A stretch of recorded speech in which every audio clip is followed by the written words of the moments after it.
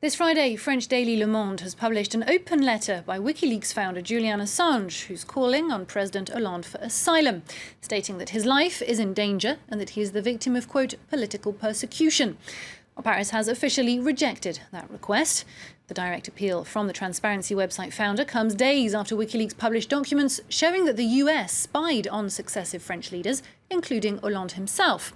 Now, Assange has been living for the past 3 years in Ecuador's London embassy, where he took refuge to avoid extradition to Sweden over alleged sex crimes.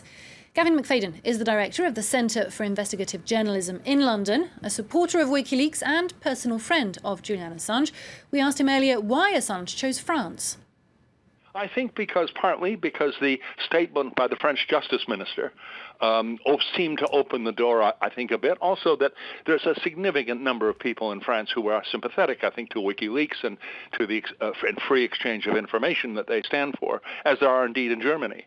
Those two countries, probably larger than any other countries in Europe, have active and large communities of people supporting him, and I think that's probably why.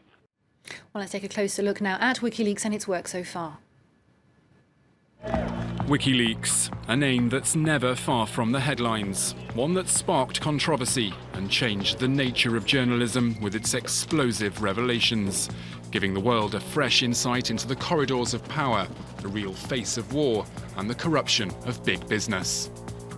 Come on, fire! It first came to the forefront with this video it released in 2010, showing American soldiers shooting at civilians in Iraq in 2007. But what is WikiLeaks, and what exactly goes on behind the scenes? The aim of the website is to bring information to the public which its founder Julian Assange believes the public has the right to know. The site targets those at the top: administrations, governments and diplomats, and big business. The whole operation began back in 2006 in Iceland, with just a handful of volunteers and no real headquarters.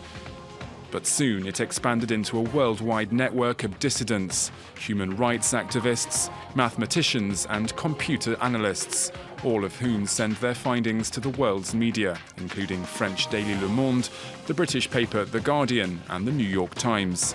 Their team of whistleblowers are believed to number 800, with a further 10,000 supporters, but their identities are never revealed by the website.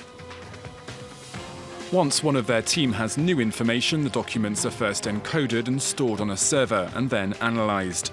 But for safety reasons, the information is transferred to at least 3 different servers in 3 different countries, before finally being contextualised and published across the globe. If it was a choice between publishing all of it without any sort of harm minimisation review, which we engaged in, or publishing none of it, of course we would publish all of it, because the number of lives potentially saved by this information is in the thousands.